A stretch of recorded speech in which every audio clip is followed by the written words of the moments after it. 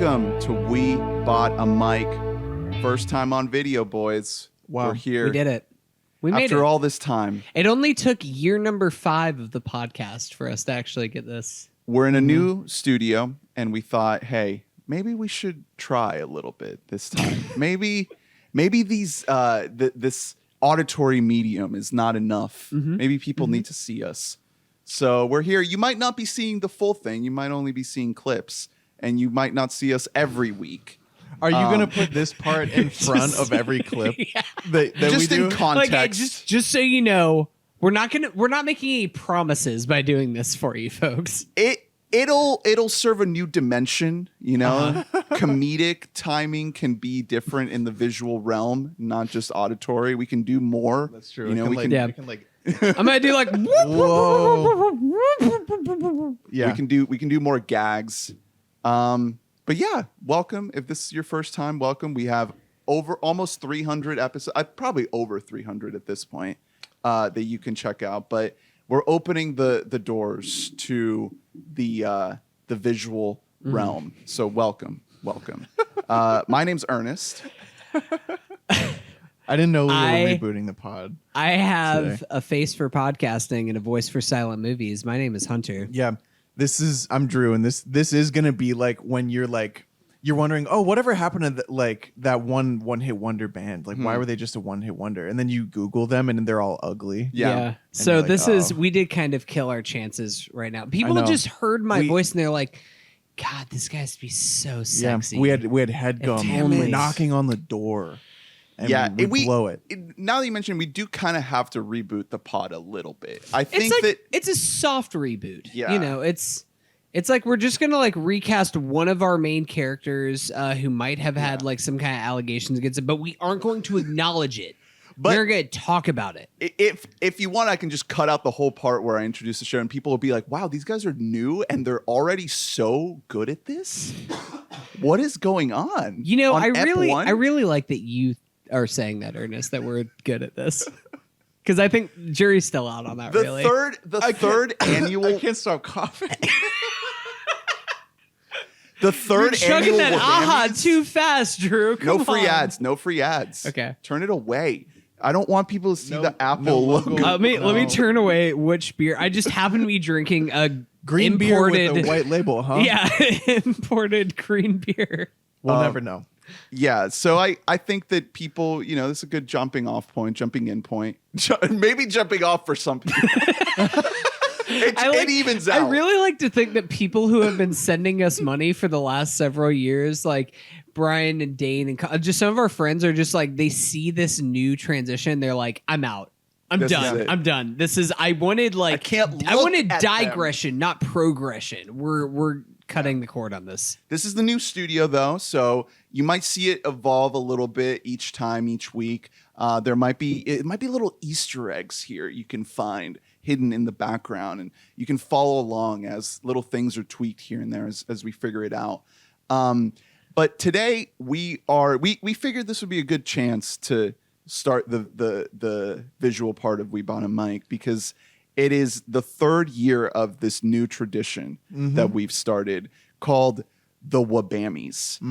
The premier, Hollywood's biggest night, the premier pop culture awards. Some people show. say this is College Park, Florida's biggest night. It's the only award show in which the voting body will admit that it didn't actually watch every movie. Right. And we'll admit that, like, we can be bought. Yeah. Very easily. Like, You can hit. I'm just saying, just like, come on. Like, if you want, like, guys, I'm just going to say it right now. Like, all right, if you just come to me, Mr. M. Night Shyamalan, your film could just rake in the gold tonight. Were you looking on your phone for in the name M. Night Shyamalan? I was looking for a movie. Just So we're going just a movie. Like, what came out last year? I'm on to the next one already. Okay. So this is our way to kind of put the final button on the previous year in film and TV. We did our big listomanias. They were very harrowing and taxing. They were and harrowing. Blood was shed Yeah. on those episodes. But They were we're approximately 12 and a half hours long. yeah, we're gonna try to keep it a little bit briefer tonight. Yeah. We have about That's our promise. Is every week we're gonna try.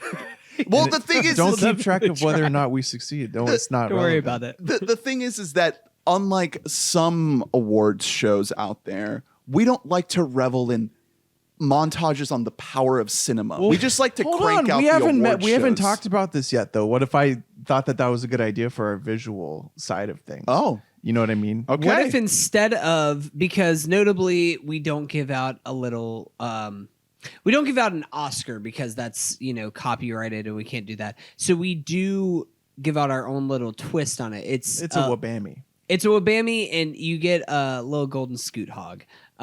Notably of Scoot McNairy. That is the little figurine of that you Halt will- and Catch Fire who fame. we will send out these trophies to the winners. We'll send out an NFT of the trophies to the winners for them to have forever. And this is the first year where I actually took it upon myself to visualize this coveted award. So I think that instead of doing montages of movies, we should just do montages of just Scoot McNairy.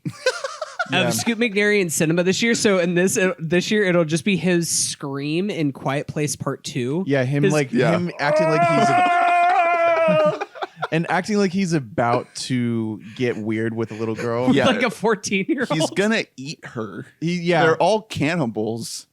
You know, Scoot, you don't know what he's gonna bring to a project. He's versatile. We need to do like our movie series, but with like small character actors. Like a That's- Robin Williams series. So that's another way to lose all of our subscribers. Oh, If we do a Scoot McNairy series. I think you guys would love that. so That's what on the first year of our podcast basically was. on the screen now you can see the wabammy itself visualized. I'll put it on for you. I don't have a full life-size cutout right now. I don't have a table display. Maybe But- next year. We will invite you, if you are listening, Mr. Paul Thomas Anderson, if you do inevitably win a little golden Scoot hog tonight, feel free that you do have access to this NFT, that you can use this as your new Twitter photo, or if you want to use this in any kind of press or anything like that, Yeah. you do have the rights to do that. But you do have to win the award, or else you do not have the rights, and we will get our lawyers to come after you. Well, I was gonna say though, Scoot's lawyers are already calling in right now as we speak about why we decided to use his Yeah, likeness. because Scoot is saying the blur would have to go way lower than that. My dick is so big. Okay, so any other thoughts before we jump in to the awards? We have a lot of awards to get through, but I think we can fire them off pretty Yeah. quick once we start rolling. If this is your first time listening to the pod, you'll say this is a little bit different from your other standard award shows.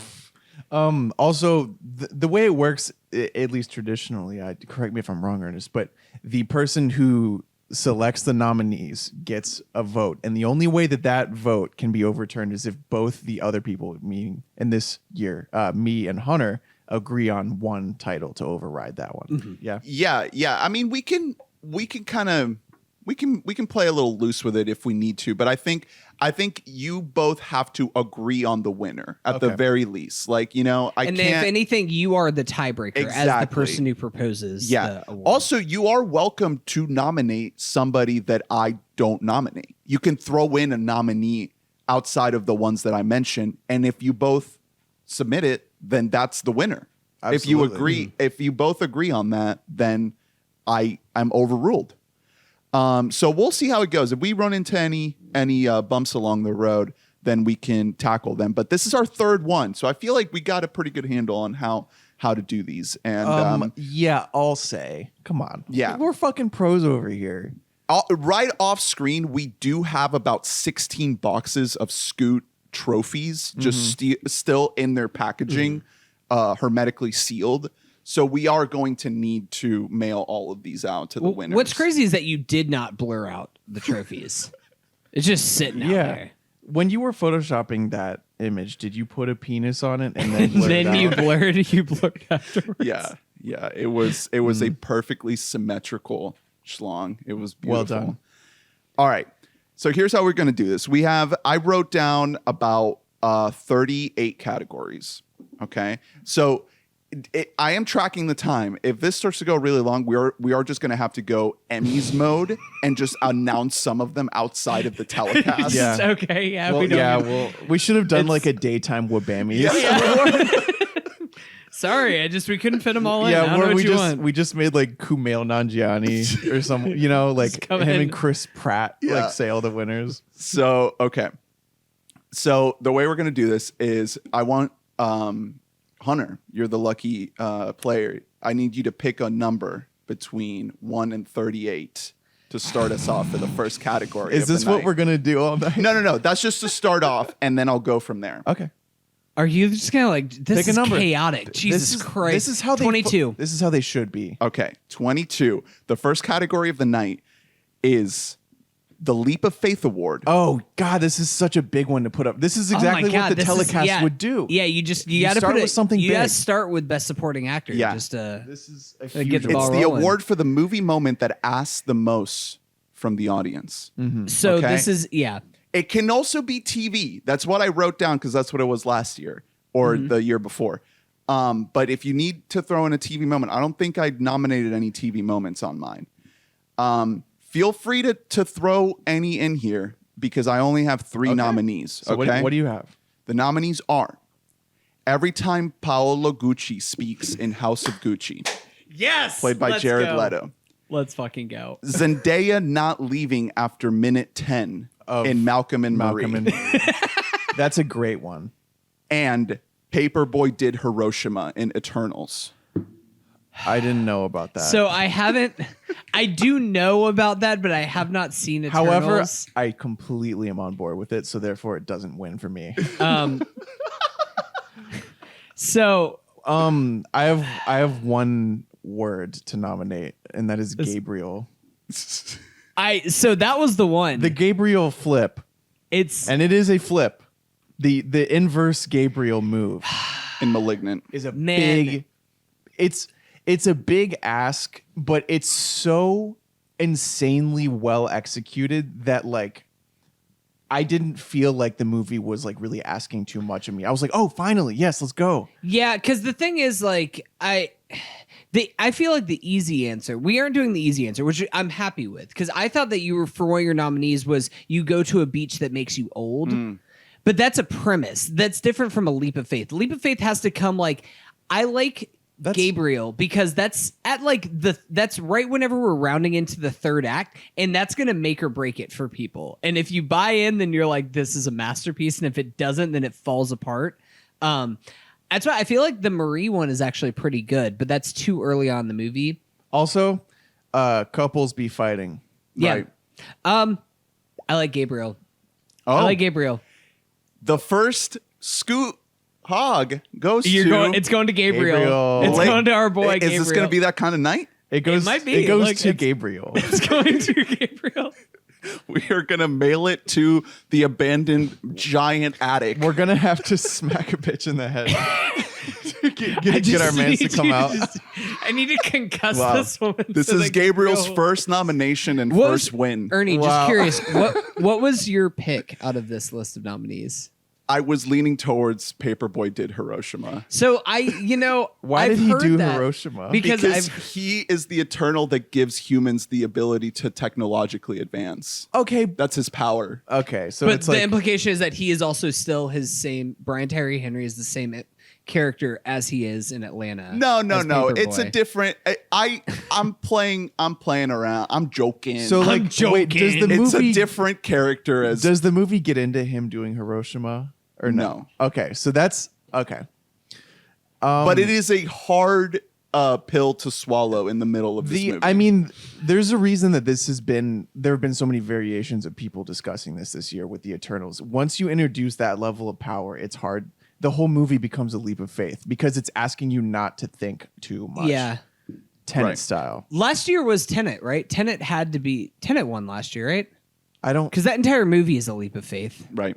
It is, and it's a I worthy one. think yeah. I got to pull up my notes to fact check that, but I'm pretty sure. I mean, Nolan and the boys swept last year. Yeah. Like they took home like 7 Scoot Hogs. What's the next one? So the next category That's not a great movie. is the Michael Mann Award for Outstanding Achievement in Dad Cinema. Okay. Wow. The nominees are. I only have 2 nominees here, boys. There's one that I'm going to fight tooth and nail So for. if you need, this is like the WBAMMYs are like the best song category at the Oscars, or like the makeup and hairstyling, where they're like, yeah, we'll just do 2 nominees. That's fine. So who do you got? Because I have one that I would Nobody. Yeah, The Bob Odenkirk. That's a good one. Yep. Vehicle. And No Time to Die, the James Bond movie. May I submit The Last Duel? Ooh, I thought about that one. Affleck, Damon, back together. A lot of dads haven't seen something that they really love since they saw Good Will Right. Hunting. What do you think, Hunter? that's a good one. Last year was The Way Back, I believe. Just outstanding dad The movie. drunk basketball. And Yeah, Ford, and Ford movie. versus Ferrari, was that? I think Ford versus Ferrari No, that was the the year year before. that was Yeah, 19. those are both. My pick is Nobody. I saw whenever I saw it in the theaters, I was like, this is the dad movie. Like, my dad doesn't watch movies. I know my dad would see this and be like, oh God, it's so hard just being the patriarchal figure of the family. I have one more that I think, if we're being real, would be the winner here, which is Joe Bell, a Mark Wahlberg joint. Oh boy. Nobody saw that The movie. true the story best of a dad small movie. town working class father who embarks on a solo walk across the U.S. to crusade against bullying. after Yeah, because his son is- his gay son gets Oh. bullied. So I'm the tiebreaker, right? Yeah. We're going Nobody. Yeah. Movie fucking Out- kicks ass. It kicks ass. I'm glad we just need to give some recognition to Bob Odenkirk just getting the shit beat out of him. the kind of movie that you want to call your dad after watching and like just bro out over. Like, fuck yeah. Christopher Lloyd up in this bitch, just fucking machine gun firing. Yeah. Like, This movie kicks ass. I love it. I movie love it. rules. Absolutely rules. So do we send the scoot to Bob? Since- Yes. Yeah, he's the dad. To Mr. Okay. Odenkirk. I will say, just honorable mention Congratulations. here, just my own dad.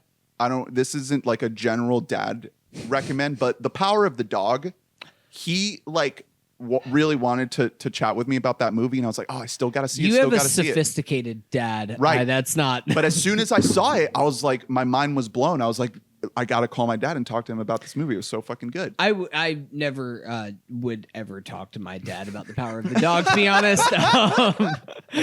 You're not there yet. No, maybe after a couple more years of therapy, we'll see where that goes. Yeah, Bronco there was not Henry. there wasn't like a war movie though, or anything like that. That's why The Last Duel is kind of the closest to like a 1917 style Right. dad movie that we got. But Yeah. no, Hey, nobody. shout out to Bond too.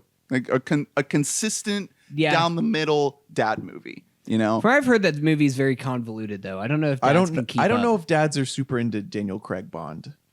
You know, That's Yeah, fair. that's true. Honestly, yeah, that's a good point.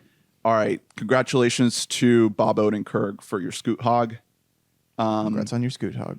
The next award the next category is the Missed Opportunity Award. This The is a good nominees one. are This is a great award. Why the Last Man, the TV show based on the incredible comic book on FX on Hulu. Falcon and the Winter Soldier on Disney Plus. On paper, the best thing Marvel has done, directly addressing the implications of a black man wearing the stars and stripes of Captain America. Execution, terrible. Black Widow, another Marvel entry here, taking us into like 90s spy, Cold War-esque type of realm. Totally misses the mark on that one. And Reminiscence, an original sci-fi story starring Hugh Jackman. Reminiscence in here. On paper, an incredible post-climate change type of story that just completely missed the mark. So missed opportunity. I don't like those nominees, to be honest. With Okay. you. It's nothing against you. Falcon and the Winter Soldier is probably the actual one that has the missed opportunity. Black Widow, I think, was doomed from the start, and the fact that movie is like 4 years too late. Right. Missed opportunity for me. If I can just submit an entry, and maybe it kind of makes sense, but it's the new Conjuring movie. It's The Conjuring, The Devil Made Me Do It. Conjuring the first 3. two movies are fucking incredible. And then you're just like, well, James Wan's gone, but like everybody else, the whole core idea is still there. And it's one of the worst movies of the year. It's an absolute disaster of a movie. I think it's really bad. And similarly, I would kind of put Halloween Kills in there. Ooh. Fucking love the 2018 I like that Halloween. pick. And Yeah. Halloween Kills is soulless. That movie sucks shit, and I hate it. I didn't even see it. I heard it was so bad. And I didn't love it, but I really enjoyed I love the 2018. I thought that was a good movie. What about you, Drew? Any nominees? Missed opportunity? No, this is a tough one this year. Actually, you know what? I think I have it. It's Malcolm and Marie. Ooh. I don't, you're right.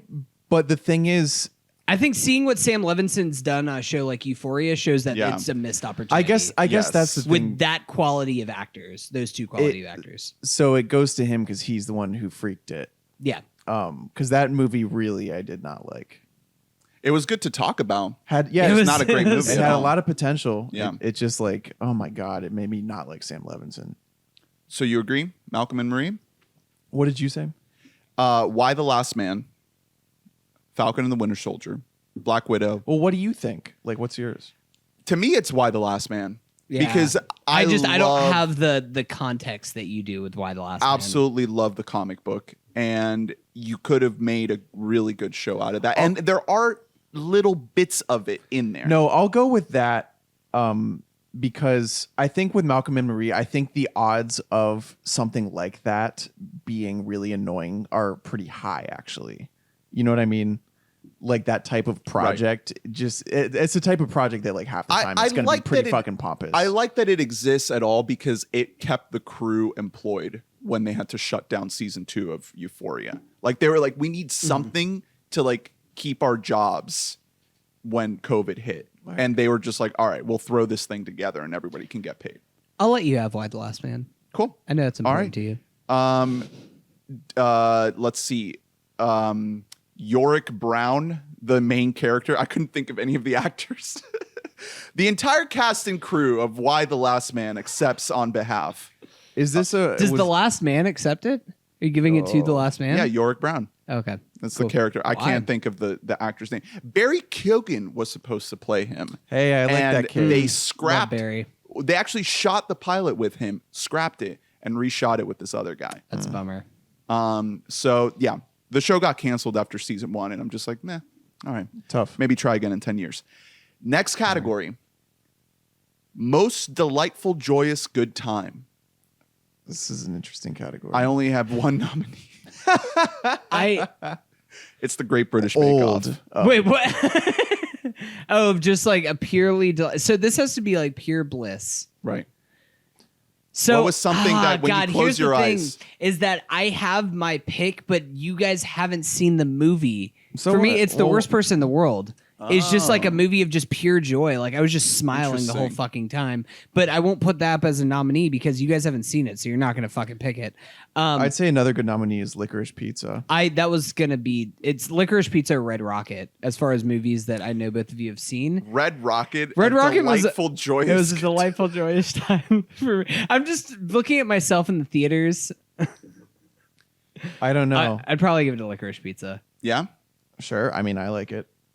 It's a delightful choice. I good would. time. I honestly, in my heart, I want to give it to The Worst Person in the World. But again, you guys haven't seen it, so So listeners, whenever you get the chance, go see The Worst Person in the World. It's a masterpiece. congratulations to Paul Thomas Anderson on your Scoot Hog. This is Paul's 9th nomination, first win. Yeah. We love to see it. He was overdue. Yeah. You could call it a makeup win because really we should have given him this award for Magnolia. Next category is most disappointing. My nominees are WandaVision, Last Night in Soho, and The Suicide Squad. God. So there's a lot of love for this out there. But me personally, I had to nominate these because I felt like there was such a high ceiling for what all of these projects could be. And they just, to me personally, felt short of that. That's out of your nominees, I'm leaning Last Night in Soho. Yeah. And it's because it's tough. Edgar Wright. It's because it's one of my favorite filmmakers in the world. WandaVision, it's Marvel. What was the other thing that you said? The Suicide Squad. James Suicide Gunn's. Squad, I liked it. I liked it. Haven't really thought about it much. Peacemaker is a thing now. Not going to fucking watch that. You know, so. I've been watching it. I actually like it better than Suicide Squad. Oh. Yeah. Cool. I've seen, from what I've seen, Last Night in Soho is a good choice because The thing is, it's so close to greatness. That's one that we touched on it whenever we did a podcast about it, is that like it teeters on being like truly excellent at so many points. And then like I think it kind of falls apart in all the wrong moments. And it's a bummer because of that. So are we giving it to Edgar? sure. Congratulations, You get Edgar Wright, on your Scoot Hog. A shriveled Scoot Hog. Oof.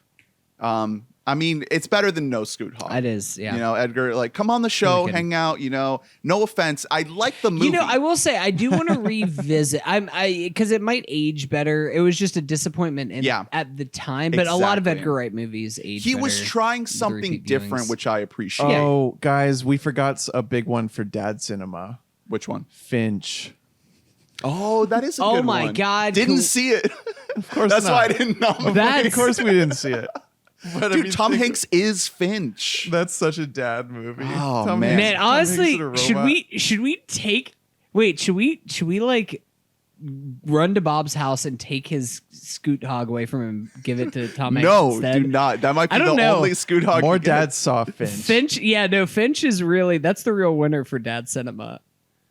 What's next? We're gonna have to give him makeup. It's already Hog mailed. to Finch. It's already in the mail. You can't. Although there has been last minute reversals in the past, but I will not defend this one. Bob Odenkirk deserves a Scoot Hog. All right, the next category is most ethically questionable on-screen couple. This is a new category for this year Whew. Oh man, so there's two big ones, huh? because this was a big year for these on-screen pairings that we might be like, are we sure about that? Are we sure about that? Gary and Alana in Licorice Pizza. So this is a strong candidate, obviously, because there is a 13-year age gap, Yeah. I believe, between these two people. 10 to 13. 10 to depends 13, on who yeah. you believe on the accuracy of the ages. Mikey and Strawberry and Red Rocket. That one, it's going to be tough to dethrone that one for me because in 'Cause- terms of like by rule of law, it goes to Alana and Frank, but that's just not the one, man. This is a way more detestable, like disgusting, reprehensible relationship. do you have Oh, another yeah. one? There's a few. This Oh, Timothy Chalamet and Franny McD Oh man, that's in The French Dispatch. He's a child in French Dispatch. they also, well, is he in college? Yeah, I mean, it's French, so, So who knows what the know. laws are over there? I guess they're in college when they're 17. I don't fucking know. What's the age difference between Simon Rex and Strawberry, it's over 20 years. Yeah, it's around it's What's 20. the it's difference between yeah. Frances McDormand and Timothy Chalamet? It's probably- it she's might be getting close. up there. Yeah, she's Yeah. in It's her also 60s. Close. it's also ethically questionable for its depiction of Also women journalism. in journalism as just sleeping that with is guys. a whole other angle too. Yeah. I didn't even think about that. Professionally, professional ethics. But yeah. when we think back at these WBAMMYs, we're gonna want it to have gone to Simon. Well, no, Rex. okay. Wait, Hold do you on, have there are another, more there's another- nominees. Yeah, I want to hear the other nominees. What's This next? is more interesting than I thought. Uncle Phil and Peter in Power of the Dog. Well, so he might be like 14, 15 in Power of the Dog. And they don't actually like do anything as far as we see. So They They do something. they get damn close. That the thing is, I don't know. there's two more nominees. That's transactional Tony and Maria in West Side Story. And Malcolm Because and of the Marie. Different Racist. kind of ethically. because of the races. No, because he sucks. I have Because they're just She's shitty a dudes. sweetheart. Shitty dudes. I have a Sweethearts. surprise nominee. Rapidly aging Nat Wolf with that girl in Old. Or Alex Wolf. Ew. No, well, the thing is that it's it's immoral in that the implication is that they fuck when they have the minds of children, but they are at least the same age. Ugh. The thing is that like I hated that. And it's not a Decision- question of age; it's a Man, question of ethics. Go back to the old pod. I loved it. detested that so I loved much. it. It's exactly more than anything in this why. world. Why wouldn't you want him to get fucked up? You want that. Yeah. It's got to is go a to sacked It's got to go category. to Simon Rex for me. Still, you're Okay. right. We got a lot of good nominees this year. Yeah, And that was- I didn't even- congratulations to the whole field. By the way, Yeah, good. It's an Great job. honor to be nominated. You're probably right that just we are going to want to give it to Red Rocket. We So will I'll- look back at this. I'll as, give it to as Red the Rocket. Red Rocket, But I will toxic say, relationship year. Francis McDormand and Timmy, that's a good. I completely That's forgot a about tough that, one. and that's on multiple levels. Yeah. It's the age gap and also the ethically as a journalist, and yeah, it's a good one. It's a good one. So, Red Rocket. I have to. Yeah. I have All to right. stand by I'm gonna Red go Congratulations to Sean Baker and Simon Rex and Strawberry on we your are not Scoot sending Hog. the Scoot Hog to Strawberry. No. She was a victim. Okay. The next category is most overrated. What is the most overrated of 2021? This is a tough one. I have two nominees that have already been brought up. They are WandaVision and The Suicide Squad. And that is very biased because, again, there is a lot of love for both of these out there. I want to acknowledge that. But so me there's- personally, they are both I overrated. think. Well, no. Especially if we're bringing in the movie that's going to be talked about, award nominations are coming out next week, and it's going to be a movie that we're going to have to fucking talk about in the movie culture for a while. It's Belfast for me by a mile. Wow. I think Belfast. I is thought you were about to just- say Don't Look Up. Have you still not seen that? The thing is, like, people don't like I that don't movie think, that yeah, much. that doesn't have a positive reception. Belfast is going to be like it's going to be like that and Power of the Dog are going to be vying for Best Picture, and I'm so not ready to keep thinking about Belfast and Kenneth Wow. Branagh's shit. I mean, I can vibe with that even if I haven't seen the movie. All right, let's go with it. Yeah, Because I eat think shit with your Dutch angles, Kenneth. because I Branagh. would pick any Marvel Right. thing. Well, the thing with WandaVision is that like it has so much great stuff in it, but when you stand back and look at the whole thing, it's like, man, this just didn't. It didn't goes fully off the click. rail. It kind of like has a downward trajectory from Yeah. where it starts, which is a So bummer. the winner once again is Finch. Congratulations to Congratulations Kenneth to Branagh Finch. on your Scoot Hog. It feels. I wonder how it feels like to get a Scoot Hog before an Oscar. I wonder It how. must Yeah, be an he got it. incredible Yeah, feeling. man. I All still right. always have that. The next category is the most tears, aka the Gut Punch Award. The nominees are There's some good ones. Ted Lasso and For All Mankind. Those are my two nominees. Station 11. Ooh, I like that. That was a lot of tears. It's the most I shed this year. Yeah. So it has to have my vote. I like that. See, do you I haven't think? seen Station 11, so I can't comment on that. I would go with Ted Lasso just because I haven't seen Station 11. Where are you going here? I think I gotta go.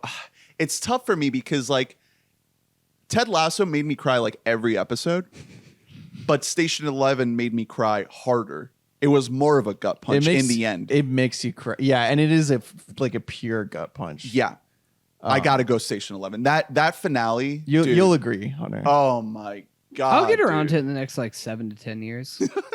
At some point here. I'll get around to it. All right, congratulations, Patrick Somerville, and the You didn't cast and cry crew. and old whenever they got old? No, unfortunately. I cheered. Congratulations on your Scoot Hog.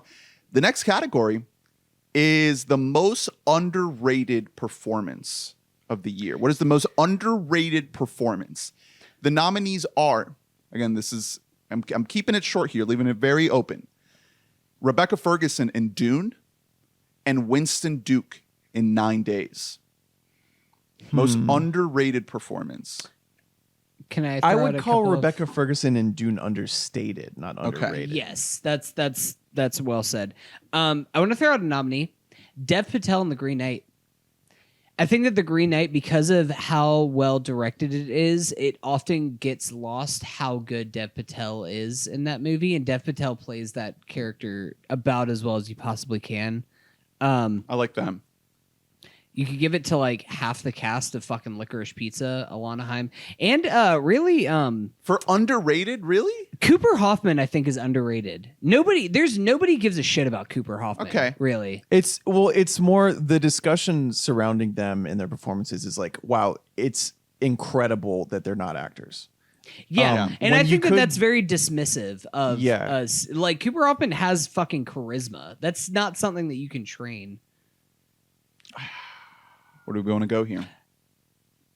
I'm thinking. You know, I actually did think of a good one, and it is going back into last year. What about Lakeith Stanfield and Judas and the Black Messiah? Because I think that he kind of his character got reviled to a point where his performance got a pretty well underrated, in my opinion, especially when you consider like the screen time that he has. Probably because I don't think that it and was Daniel Kaluuya is giving such like a powerhouse home run performance that nobody gives a shit about what Lakeith is doing. I don't think that the faults of that character were his fault. I think that it's a character that's inherently hard to access. So I'd be willing to vote for that. Oh, okay. Are we feeling Lakeith? Yeah, let's give it to Lakeith. Congratulations on your WBAMMY, Lakeith Stanfield, for Judas and the Black Messiah. This is Lakeith's second nomination. Mm-hmm. Probably, maybe. Check the tape on that. First win. All right. The next category is the Nostalgia Award. Who gets the Nostalgia Award, boys? The nominees are Spider-Man: No Way Home and The Beatles: Get Back. So I think just by pure definition of nostalgia, because nostalgia kind of gets misused and misinterpreted. And nostalgia isn't just solely remembering things. Nostalgia is remembering things with rose-colored glasses and making them appear better than they actually were at the time. Right. And because of that, I think it has to be Spider-Man. Yes. And it's not meant to be a derogatory award. It's like, you know, I think that the beauty of that movie is that it actually gets nostalgia right. Yes. Which is very fucking hard to do. Because they easily could have just been like, hey, we're here. Let's wave at the camera. You know, you remember your old friends. Everybody's here. Okay, bye. No, like they actually told a compelling story. It also was the nostalgia moment of the Yeah. year. Like, Yeah. it was like arguably one of the probably 5 moments of Just cinema talking of about the year. nostalgia in the definition that I just laid out, it has led to think pieces of people going back and try to revisit and defend the Andrew Garfield Spider-Man Right. movies, Right. which good luck with that. That's all I can tell you. Good luck with that. Congratulations, John Watts. Congratulations, Andrew Garfield, Tom Holland, Willem Dafoe. I'm gonna nominate that we Toby. send it to Toby. To Toby? Yeah, he I'm would gonna love it. We gotta give it to Toby. Yeah. Just No, just be like- no love for John Watts. John Yeah. Watts is doing fine. Yeah, he doesn't need a scoot hog. The next category is the "Oh yeah, I didn't see that. I'll have to check it out" award. This is a good one. So true. is a Do you just stacked- have like the selection of 2022 This movies? is an up, or what? absolutely stacked category. The nominees are The Worst Person in the World, The Last Duel, Belfast, Spencer, Drive My Car, Come On, Come On, Nightmare Alley, and Mass. Woo. Drive My Car is a really great one, and it's only going to get better. I think the Drive My Car is because the thing is that I could actually weirdly see Worst Person in the World once it gets on streaming getting some kind of not like buzz, but it's gonna get like some attention because it's a very watchable movie. Drive My Car is a movie like I just feel like it's a thing that people just be like, oh yeah, no, I saw it won a bunch of critics awards, and then I'll people have to just check forget it out. People forget about it in 6 months' time, and they will never watch that. movie. I started it last night. It was really fucking good. Fell asleep. Oof. Cool. I'll have to check it out. Yeah. I'll have to- I didn't see that one. I'll have to check it out. So, Scoot Hog, congratulations. Unless you have anyone else you want to really I stump mean, for. no. If you guys both agree, I can't really budge on it. Who would you go with? I mean, the big one for me is The Worst Person in the World, but we're gonna see that within the next couple weeks. I think okay. Let's go Drive My Car then. Congratulations, Ryosuke Hamaguchi, secret winner of 2021, and now you get a Scoot Hog. Well deserved. Good job by you. The next category is another big one. I love this category. It's scene of the year. What is the scene of the year? The one scene. These are the nominees. The bus fight in Nobody, when Bob Odenkirk beats the shit out of a bunch of people in a bus. Fucking amazing. The first worm attack in Dune. When we first see that worm come in. Big worm. And the sand caves underneath Timmy and Brolin. And they jump on that ship. And I guess everything before and after that, if you want to count that. The opening number in the Heights. Just so much New York energy. And just like, man, the power of film, the power of cinema. Gabriel arrives in the jail cell in Malignant. When they put Madison in that jail cell and those women from a bunch of different genres and eras of film are gathered there. And they see the birth of Gabriel. I don't want to be eyes. parodic. I don't want to be like self-parody, but I don't know how I can't vote for that. Okay, there's more. All right, just hear me out here. Nick Cage talks to the chef in Pig. That's fuck. definitely a top Oof. 10 option. The Cuba shootout in No Time to Die. Ana de Armas comes in, fucking steals this movie in like 10 minutes of screen time. Screen time. Absolutely owns the screen. Incredible. And the entire ending sequence of The Green Knight. I'm going to go with the ending sequence of The Green Knight. So I do. Man, over Malignant.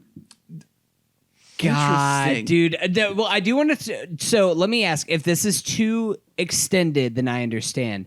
But can I interest you in pretty much everything Bradley Cooper in Licorice Pizza through the U-Haul running out of gas about chase what to scene? pick. Yeah. Is that all count as one scene, or is that too much? Because that's like 20 You minutes. know what? The thing is, I would actually choose the Sean Penn stuff over it. Okay. Yeah, the whole So then, jump. The you know what? motorcycle Because of jump. Tom Waits. Because like, of and the you spectacle. saying that, I think that I'm gonna go with the Green Knight as well. Because I think that you're all right. I think that you might be right that there's multiple moments in So, Licorice Pizza. splits the vote. Wow. God, I know you wanted Dune Sandworm. I know that's Big what worm. I know that's what you wanted. Big and dude, I will say that was my favorite movie theater moment of the year. Incredible. That was the best movie theater Stunning. moment of the year, was seeing that. Yeah. But my favorite movie moment, the end of The Green Knight, is just It also, Just the ending smile of The on my Green Knight face. elevates The Green Knight in a way that like no particular moment of Dune elevates Dune, because Dune Right. is just generally so good. Yeah. You know, but like The Green Knight is made, I think, a good deal better by how well they stick the landing. it's perfect ending. Congratulations, Dev Patel, David Lowry on your Scoot Hog. This is their first nomination, first win. I guess second if you count previous nominations tonight. Or third. One would. Who is counting? Is anybody out there counting? Hey, I don't know. it might not be the last one, David. The next category is the Straggler Award, aka the most overlooked, aka lay underrated gem of the year for the best movie or show furthest from the top 10.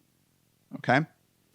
The nominees are 9 Days, Tick Tick Boom, Barb and Star Go to Vista Del Mar, The Mitchells versus the Machines, The Lost Daughter, In the Heights, Shiva Baby, and Luca. A little bit of a stat category there, but a lot of underrated stragglers that were really, really far down my list, but I still think are great. I actually think that, and it's funny because I didn't think about it until I was thinking the best movie that's the furthest from my top 10. I think that's Shiva Baby for me. I love that movie so much, and I saw it in like January or February, and so I just like haven't really been thinking about it actively. But whenever I like consciously think about that movie, I'm like, oh, this movie's fucking incredible. What do you think, Drew? Go with it. Yeah? Yeah, let's go Shiva Baby. Shiva Baby? Let's go. All right. Yeah, I love that movie. Shout out to Rachel Sennett. I recommend it. It's really, really good. I think that it got nominated for like a some Spirit Awards. yeah, or like a something? couple Spirit Nice. Awards. Yeah, so not super underrated, but underrated enough to be like, damn, like this isn't getting the huge recognition. I it kinda don't know deserves. anybody who's talking Right. about Shiva Baby, so go check it out. It's great. Next Great movie. category, big one, the Limitless Award for the one that wasn't great but stole your heart. Mm-hmm. The nominees are Matrix 4, aka Matrix Resurrections, Old, Last Night in Soho, F9, The Fast Saga, sorry, Thank you. Jesus. Venom, Let There Be Carnage, It's like Ernest Core. and Malignant. It's old for me. I'm split between two movies. Neither of them are old. Old did not steal my heart. I'm split between F9, The Fast Saga, partially because of the big Fast and Furious watch through that we did right before. That kind of made that movie stick with me more than it probably had any right to. And the other one is weirdly Last Night in Soho. I know that I said that's a disappointment, but God, it's just something about Edgar Wright. He just has this like way with me. Ernie, hop up in here. I like the F9 pick. I think that movie really did steal my heart. Let's give it to Vin. It might be the only one Vin and Kurt Vin, gets. honestly, let's give it to you. F9 movies. In honor of the swell That's of you know Fast what? and Furious. That gets the Leap of Face franchise award, and that movie just jumped off the cliff a long time ago.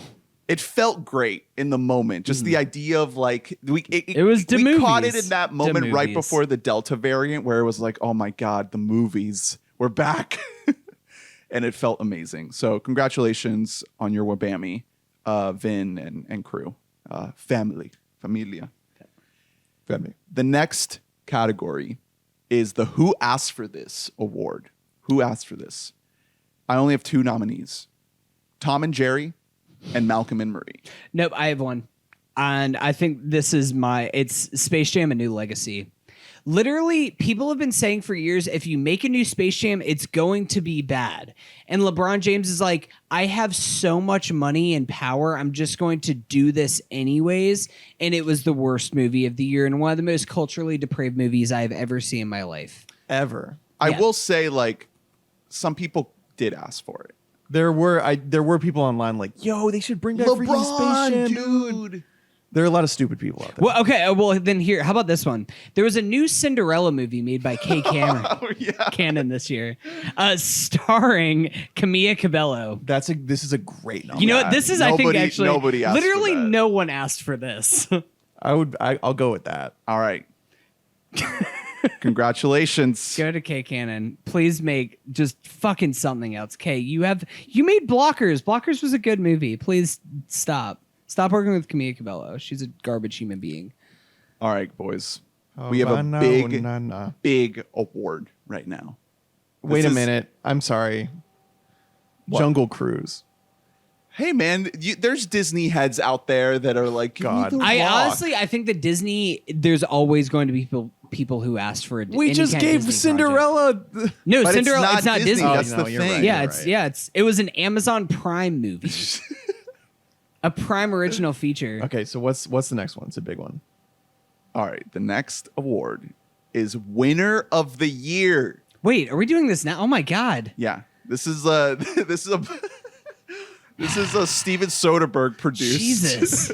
award show. God, what are we doing with this? Winner All of right. the Year. Who won the year, boys? Squid Game. Who won the year? Oh, that's a good. I didn't think of that. That's really good. All right, well, I'll throw that in. That's the first nominee. Squid Game. Bo Burnham absolutely swallowed up so much of the conversation with Inside. Everybody was hot on it, and he just owned it. He nailed it. But yeah, Squid Game. Throw that in as well. Netflix. I think it's like their most watched thing ever. Yeah. Ridley Scott, absolute king, Old man still octogenarian. got it. 2 movies in 1 year, and both pretty great. I will say, fairly great. House of Gucci and Last Duel. Denis Villeneuve made Dune, guys. He made Dune. He did it. A movie that like not even David Lynch could make happen. There's more movies about how Dune couldn't get made than actual Dune movies. And here he comes. He's like, I will give you the sandworm.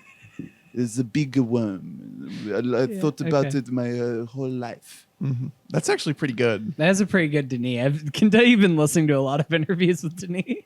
Andrew Garfield for Big lying comeback. to America about being in Spider-Man successfully and then absolutely killing it in Spider-Man. Also, Tick Tick Boom. Man might Owned it. win a fucking Oscar this year. And Zendaya for Chani, for Marie, and I guess now we're in 2022 with Euphoria. Well, Euphoria, the Rue episode, the best episode of Euphoria came out during 2021. Can I give a nominee? It's to and an the entity? Spider-Man promo tour, of course. And how about HBO Max? Is Ooh. HBO Max the winner of the year? They kind of just, I know, I've actually had conversations about people who are just like, dude, like HBO Max, I just got to watch Dune at my house. Right. Like I've had just conversations with people who are not movie people. And they like got interested in a subscription service. And the only other thing that's ever happened with me before is Netflix. That's and a that's good saying one. something. Because think back 2 years ago. Remember we talked about on this podcast how much of a shit show their rollout was Yeah. with HBO Go and HBO Now and HBO Max, and nobody knew if they had it. Their and subscriber numbers were super low. Remember they tried to get people with what was it called? Wonder Woman 1984. It was kind of, they were in like just an awful place, and their gamble kind of paid off. I like that one. I might vote for that one. One more we have to obviously bring up is Timothy Chalamet. Timmy. French Dispatch, Dune, and Don't Look Up. Yeah. Yep. Those are 3 big time parts for him. Yeah. Dune is a huge deal. I think that Timmy's been nominated in this award before, and I'm pretty sure that he didn't win because we were like, he'll win it at some point. And here's the thing is that he's going to be a winner of the year for like the next decade. So he's got time. I'm not worried about it. So who are we going for? I'm split between HBO Max and Bo Burnham because I do think that what Bo did, not only creating like just what he did with Inside, but also the cultural impact that did, that like TikTok, what that did to boost all the music and the clips and snips from Inside is really notable. Yeah. My vote is HBO Max though. I'm looking at our nominees from last year. We did nominate HBO Max last year. Really? It ended up, you know who we gave it to? This is so random. We gave it to The Queen's Gambit, a show I haven't really thought about at all. that show was a big fucking deal. It was huge. deal. It's like giving it to Squid Game now. That's what it would be. Are we going to be thinking about Squid Game a lot next Here's year? the thing: I still have never seen Squid Game, so I'm Oh. going to go out and say no. Okay. That's fair. I'm okay with giving it to HBO Max because I'm down. A Let's do lot it. of those movies, like I did watch a lot of those movies, like King Richard. Also, I watched. I at don't home. know if that's not gonna be a thing for at least the next couple of years. No, they already said it's not. They Yeah. already said it was only a 2021 thing. Right. I So, mean, TBD. I think that we'll see. Only time will tell if they can put kind of the rabbit back in the hat, so to speak. We'll see. We'll see how that goes, congratulations, but- HBO Max, on your Scoot Hog. Next award, the What the Fuck Award. What the Fuck Award. The nominees are Malignant, Venom, Let There Be Carnage, The Suicide Squad, and Titan. Oh, Titan is a good one. Can I give it to just Jared Leto in House of Gucci? I don't know. Just if to that's- his performance. I don't know if that's not to like the movie what itself, the fuck but- as much as just like. What the fuck movie is this guy in? Well, actually, no. You might be right. I think that's. I'm thinking the first back time I to- saw him on screen, I was Yeah. like, "What is he doing?" Like I thought it was a train wreck that I was watching, and then it just only time would tell. I'm thinking back to when we were in that theater, and I definitely did say "what the fuck" a lot every time he like spoke. every time that he went on the screen, he's like peeing on fucking Jeremy Irons. Titan, though. tablecloth. Titan is just kind of that entire movie is what the fuck. Yeah. I don't know. What should we go? What should we do? Drew, you got Who's anything getting- here? Any who's get- thoughts? I don't know. I just don't. I don't want it to tarnish our reputation if Malignant wins too many awards. We can't. It is a big "what the fuck" movie, though. Well, like I it think earns its the keep. end of it is a what the fuck movie. I think that It's just the what the fuck like scene of the year. yes. What the fuck sequence of the year. What the fuck just like turn of the year. Yeah.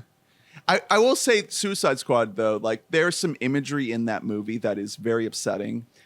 Yeah, the third act. There is That creature is extended very upsetting. extended sequences of a giant army of rats going into a giant starfish and eating the retinas of its giant eyeball very explicitly.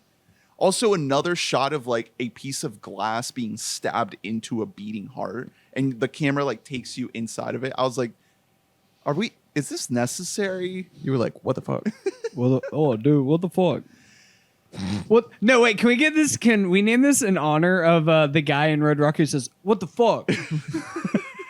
Strawberry's boyfriend. Is it Gabe? Yeah, I'm gonna like you. You be the tiebreaker here, Ernie. Where are you leaning? Are you leaning Titan? I think Titan. Yeah. Titan, that movie says you say what the fuck within 5 minutes of that movie, and then you kind of are just along for the ride or you're not. Yeah.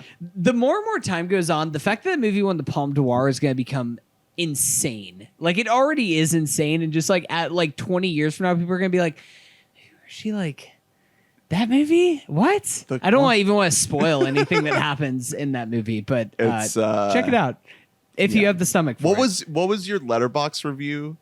It was like something meets Fast and Furious. Oh God, I can't even remember what my it was Rosemary's Baby meets Fast and Furious. That's what it was. Perfect. The next award, the best A24 movie not made by A24. The nominees are Pig, Malcolm and Marie, The Power of the Dog, and Coda. I forgot about Coda. Coda's a good one. I haven't seen Coda. For me, it would be Pig out of the three that I've seen. Yeah. I'm definitely leaning Pig. Yeah. I'm cool with Pig. All right, Coda that's an easy Coda one. is a really good one. Yeah,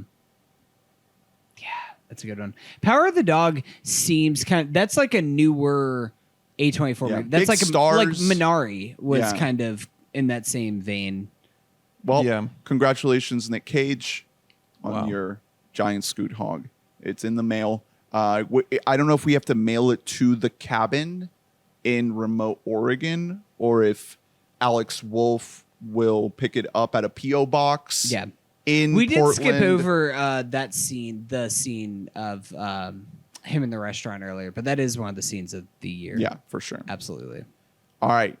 The next couple categories are a big string of awards, okay? So these are big ones right here. Best Actor. Best Actor of 2021. The nominees are Nicolas Cage in Pig, Our Boy. We did a whole series. Yeah. Jeremy Strong in Succession. Little TV love here. Jason Sudeikis in Ted Lasso.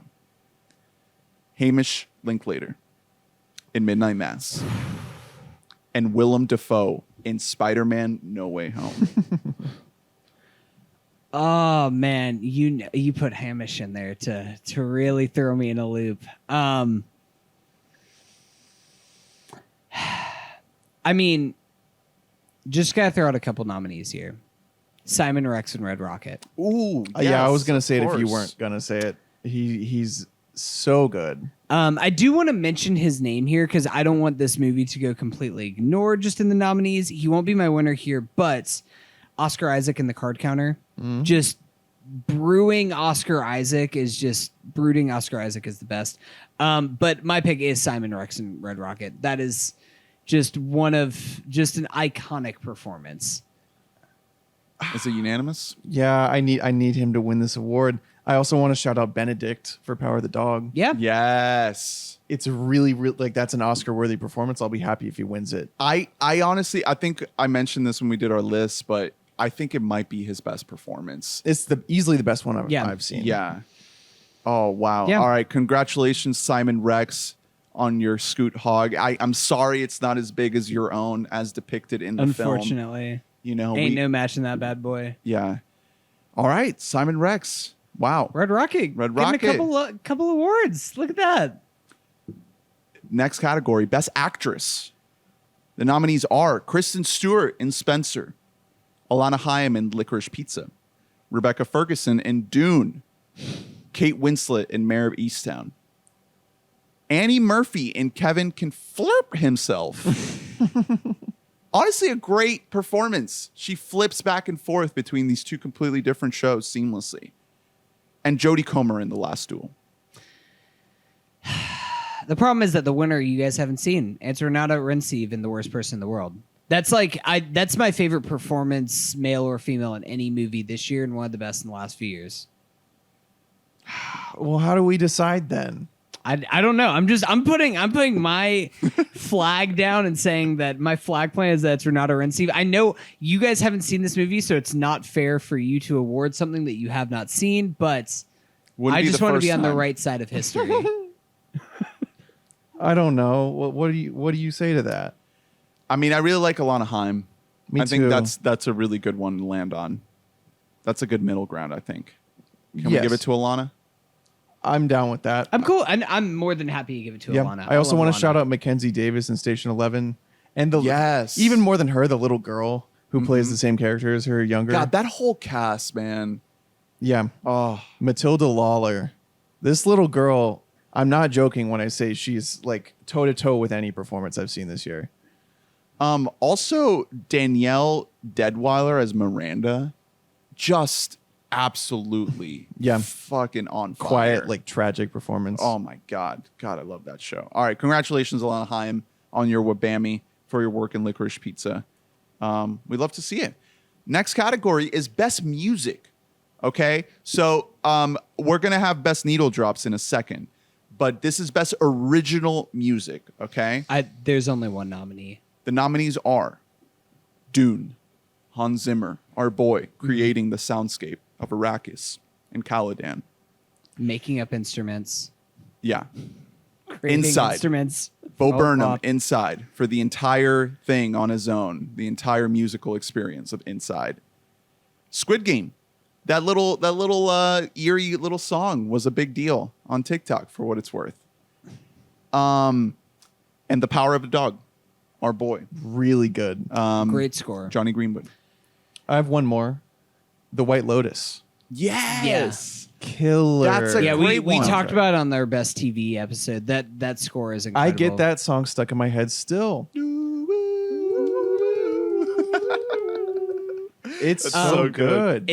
That is so good. I think it's got to be Inside, man. Like the whole movie is music. Like if we're gonna give that movie any kind of award at all today, it's got to go to the music the because songs it's so became popular integral. like devoid of context. exactly. They're so like undeniably good. Like Gaia likes, like wife of the podcast Gaia likes several of the songs without ever actually seeing all of Inside, and that's the thing. Jeffrey Bezos.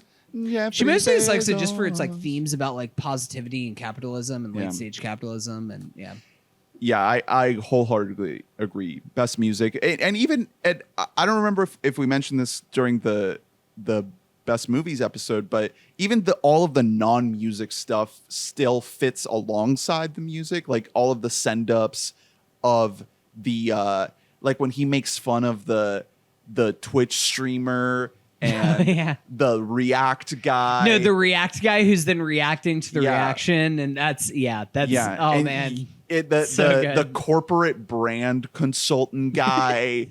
There's so many little bits just perfectly strewn throughout that like you don't feel like you're bouncing between a musical and a sketch. You know, it's like all like seamlessly put together. Congratulations, Bo Burnham, on your Scoot Hog. We love you. Next category is Best Needle Drops. Huge year. This was not a category in years past. Brand new category this year. But this was a huge year for Needle Drops. The Anthony nominees, Fantano Award. Yeah. The nominees are Let Me Roll It in Licorice Pizza, Lighthouse in Titan, Oh, that's such a good one. Oh, All I man. Need Is a Miracle in Spencer, and Bye Bye Bye in Red Rocket. I think Bye Bye Bye is used too many times in because needle drop implies there's one moment where that needle drops, and Bye Bye Bye is a recurring theme. That's like the anthem of Red Rocket. It's Let Me Roll It in Licorice. That's I mine. think that's like one of those iconic. good. It's like hearing Creedence Clearwater Revival and seeing Vietnam. Like I have these images burned in my brain when I hear "Let Me Roll It" now because of Licorice Pizza. That moment it's when iconic. they're Truly walking in iconic. slow motion away from the golf course or the restaurant or wherever they're at, and they just like hold hands as the song is like really kicking in. It's Also, like, yeah, it it's a lets- shout out shit. Wings. Lets the song play out. It's oh man, yeah, the waterbed. laying on the waterbed. Oh my god. I mean, talk about iconic fucking movie moments. Oh man, cinema. I do really want to shout out "All I Need Is a Miracle" from the end of Spencer. It's just a needle drop right at the end of the movie as like we're kind of heading into, cut to credits kind of feels, and it is just a perfect needle drop to give you this moment of Princess Diana being just a young woman, and that's it. Just a young woman with her 2 young kids in the car blaring this song, just driving with the top down. Like, holy shit. It is just a magical moment. It's so good. Do you think that they were upset that Mark Wahlberg got to the name Spencer Confidential first? Yeah, it really killed her Oscar chances. All right. Next category is a big one, boys. But it's not the biggest WBAMMY that will be given out tonight. But some other award shows, this is their big one. It's Best Picture. Who even gives a fuck? Well, here's the thing is that we should put this second to last because it's the second most important thing, just like the Oscars would. The Oscars suck. The Oscars do everything wrong. The nominees are Dune, The Green Knight, Judas and the Black Messiah, House of Gucci. Let's go, House of Gucci Hive. They're trying to get more viewers. So Man, bringing in the just ones that out just here. everyone loves. Let's go. Come on. Yeah. Inside, The French Dispatch, and Pig. So Licorice Pizza did not get nominated for Best Picture on here. This is the WBAMMYs.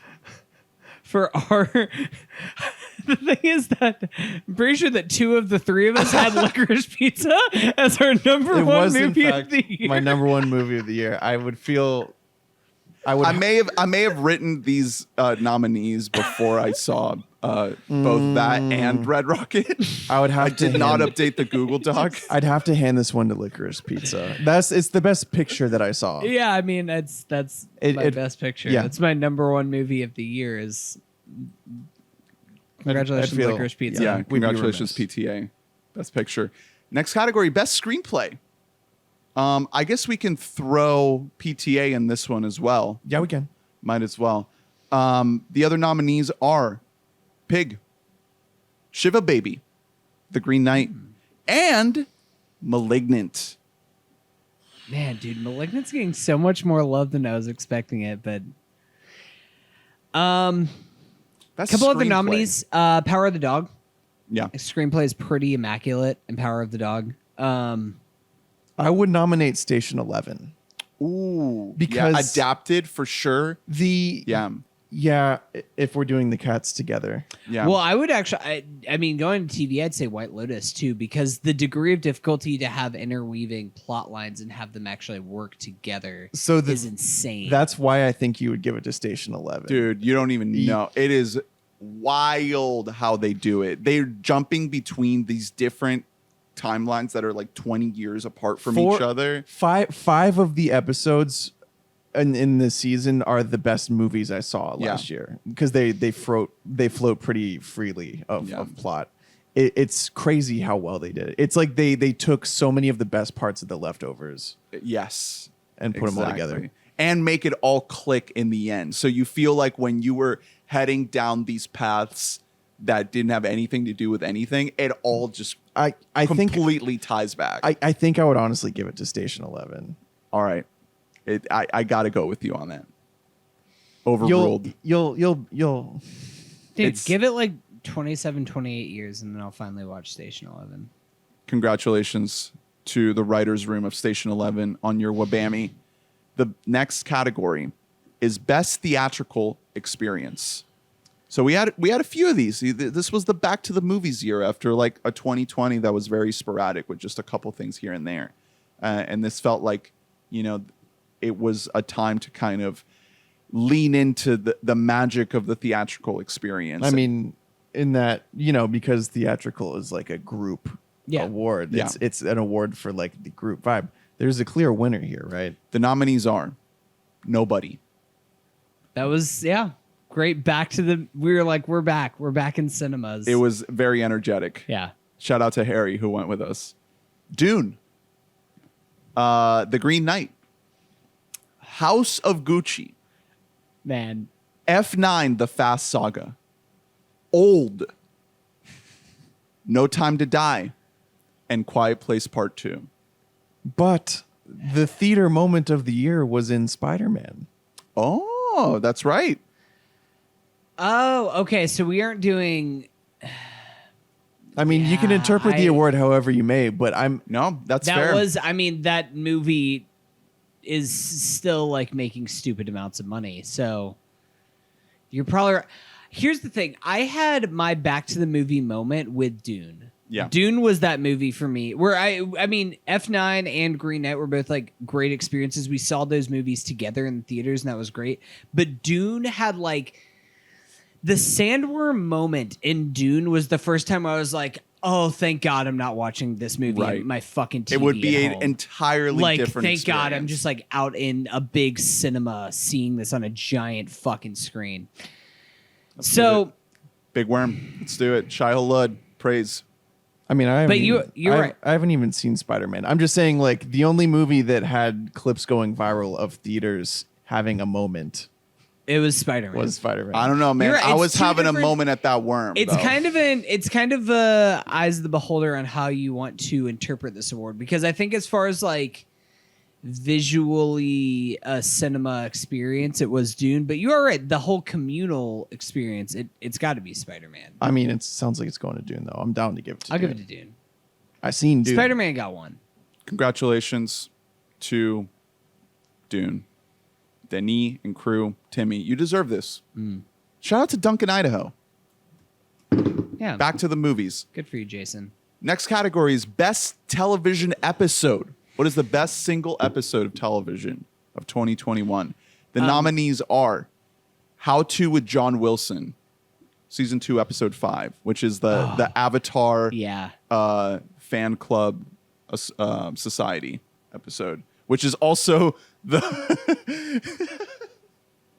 it's also the episode in which he reveals his background with the a cappella group that is tied to the sex cult. These are two different episodes, actually. Oh, it is? Yeah, is that Bang? The acapella one is the Yeah, Bang that's one. the Bang one. Okay, so I'm thinking of that one. Which is my favorite. Okay. Yeah. So I think that's not Ep 5. I think that's Ep 3. Yeah, and that's my favorite of the season. for Okay. that I was show. confusing them for a second.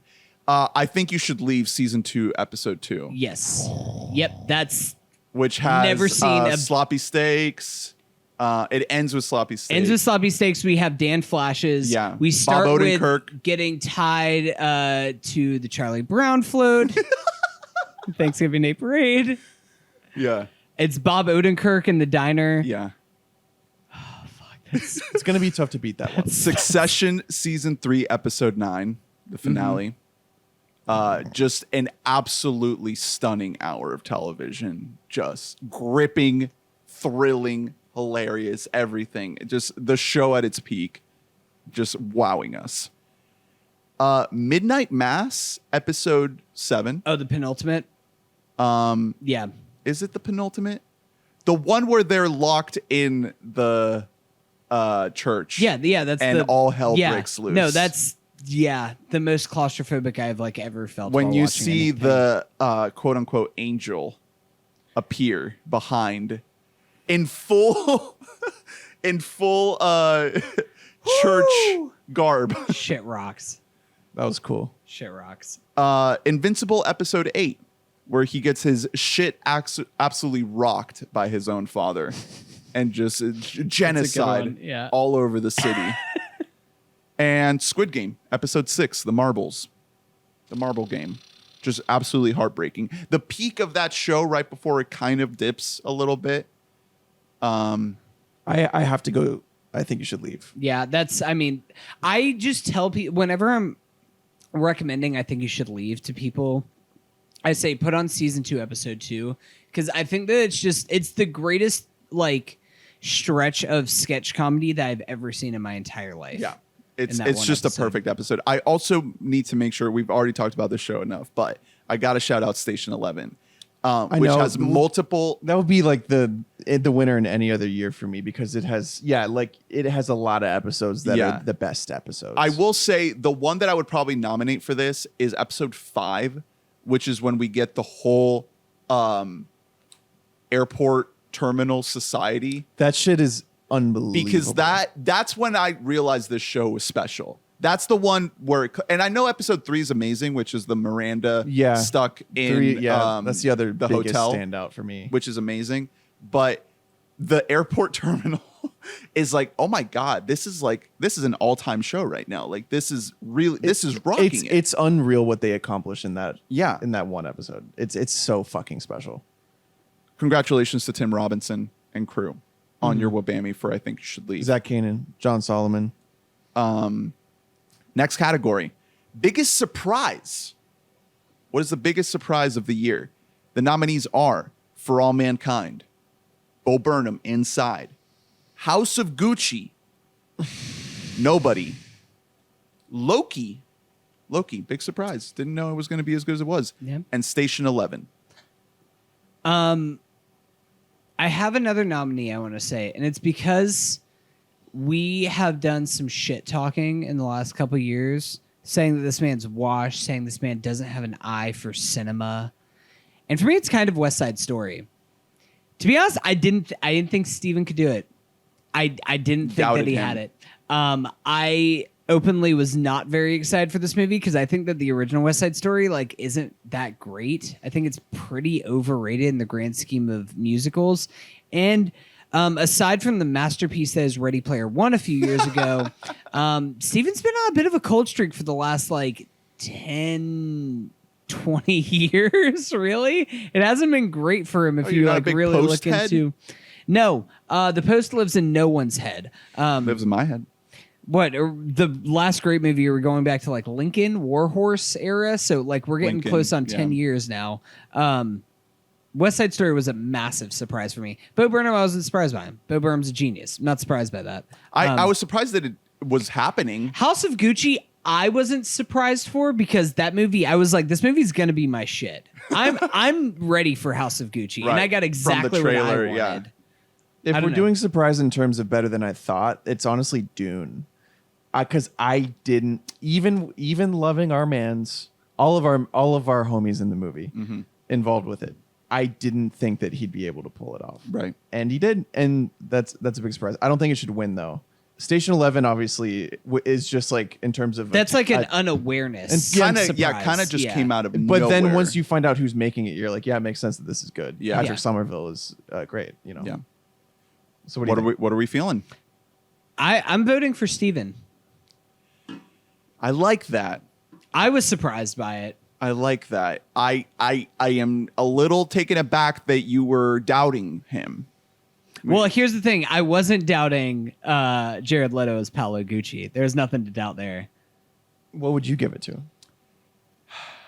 I think I kind of want to give it to Station 11 because it was just not on my radar at all, and then it was my favorite show of the year. Like that's a huge surprise. I know, but I just feel bad for Hunter.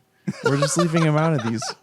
I don't care. You guys can have your silly little television show. The thing is, like, also, it's fine. I like that this is one of them because I watched like one thing last year and it was that. So and it was like the best thing. I know, and it was a 10, so I do get to talk about it today. I'm more thinking it's more surprising to not know about something and then learn about something than to think something is. It's less surprising to not know about something and then to learn about it and be like, oh, this is good, than to know about something, think it's going to be bad, and then see it and be like, oh, that was actually pretty great. Right. No, there's just like the level there is more drastic, and that's why I give it to West Side Story, because I thought West Side Story had the potential to be pretty bad, to be honest. Right. I don't know, man. I don't really doubt Spielberg too much. He doesn't really fail me. You do have this poster. It's just off camera. Yeah, it's just off camera, so you can't see it. Do that kind of joke. and you do It's it. like You just could have inside just of pointed Yeah. that way. you have a BFG poster over here, and Can we Anyway. give it to Station 11? Are we good with that? I don't care. Just do your thing. Whatever. It's fine. I think there's evidence that a Spielberg movie would be good to most people. Yeah. I mean, I just read it more as like what was my level of surprise? I was so surprised that like a show that I didn't know anything about wound up. I being my get what you're favorite saying, thing. Hunter, but it would be more like really the surprise of the year would be, for example, if like Free Guy was really good. Yeah. We'd all be like, what the fuck? Which apparently It is. Apparently, it's a masterpiece. I don't know what you guys are talking about. I will say, in that case, also Loki was a massive surprise. Yeah. because I saw WandaVision and I was like, it started something and then it just became a Marvel property and like lost me. Falcon Yeah. the Winter Soldier, I was like, hard tap out. I watched one episode and I was like, I'm good, not consuming this content. And Loki kept me thoroughly engaged throughout. And I thought that it was going to, and in a way, it still is part of the Marvel machine, but it operates at like the highest possible level, and that's why I respect it so much. Yeah, I so in that love way, Loki. I do want to acknowledge Loki for that. Next year we'll have 2 separate categories for these 2 different like schools of thought with Yeah. this award. Yeah. Yeah. There's room to grow. There's room to grow for sure. Okay. All right. Speaking of room to grow, the next category is the Bimbo Award for the movie that looks great but is pretty dumb. I'm ready to rename this award in honor of one of the nominees this year. There are a couple. I think that I am in favor of renaming this award the M. Night Shyamalan Bimbo Award Yeah. for the movie that looks pretty but is pretty dumb. That's the Okay. one that I would obviously give it to. So the first nominee is Old. Then we have No Time to Die, directed by Cary Fukunaga, the James Bond film. Last Night in Soho, Edgar Wright. And Reminiscence, the Hugh Jackman vehicle. Does that maybe look good? Yeah, it does. Cool. I'm gonna give it to M. Night Shyamalan for Old. You got it. Old. I think it needs to be called the M. Night Shyamalan Memorial Bimbo That Award. movie has some of the best cinematography Yeah. of the It's year. so beautiful, and dear God, is it the dumbest thing that I've ever seen? Some of the sequences. I know. I mean, I didn't think you would get it, so it's like it makes sense, Hunter. So don't worry. So congratulations to Yeah. M. Night Shyamalan. It's like just so like freaking like he just has so many ideas. It's trippy. What other award It's- shows well, I name the award after the person that wins it? That's gonna win it. Well, here's the thing. Congrats I think to that, Midsize I think we Sedan. might have. your WBAMMY will be coming in the mail. I think that last year we named this award the Christopher Nolan Honorary Bimbo Award. Yeah. So every year we'll just change who we are honoring with this award. Yeah. No, it Turns out did go there's to a lot Tenet, of yeah. filmmakers out there that just make really pretty movies that have no substance to them. Who'd have thunk that filmmakers are weird guys, so they shouldn't write their own movies? Yeah, it's almost like writing and directing are two different crafts. The next category is the Cool Experiment Award for just who had a cool experiment. The nominees are Do you want to elaborate that anymore, or just Kevin can flirp himself for attempting a hybrid sitcom crime drama TV show. Cool experiment. The Snyder Cut for revisiting a shit movie and trying to rehabilitate it. Cool experiment. By adding more of the thing that made it bad in the first place. Old for going to beach and getting old. that is a pretty cool experiment. Old wins the Old Award for going to beach and getting old. And Malignant for Gabriel, who is a cool experiment. The experiment is Gabriel. So this year, I think the Gabriel Award is going to go to Gabriel. Call me crazy. We're going to have to give it to Gabriel. Oh man. Yeah. Another Malignant. one I would consider is the Wachowskis. Well, I guess Lana. Oh, Lana, yeah, for Matrix Resurrections. Yeah, That is because a cool Resurrections, I experiment. didn't necessarily like it or love the watching experience, but it is like a cool idea that she had. What do you think, Hunter? Malignant.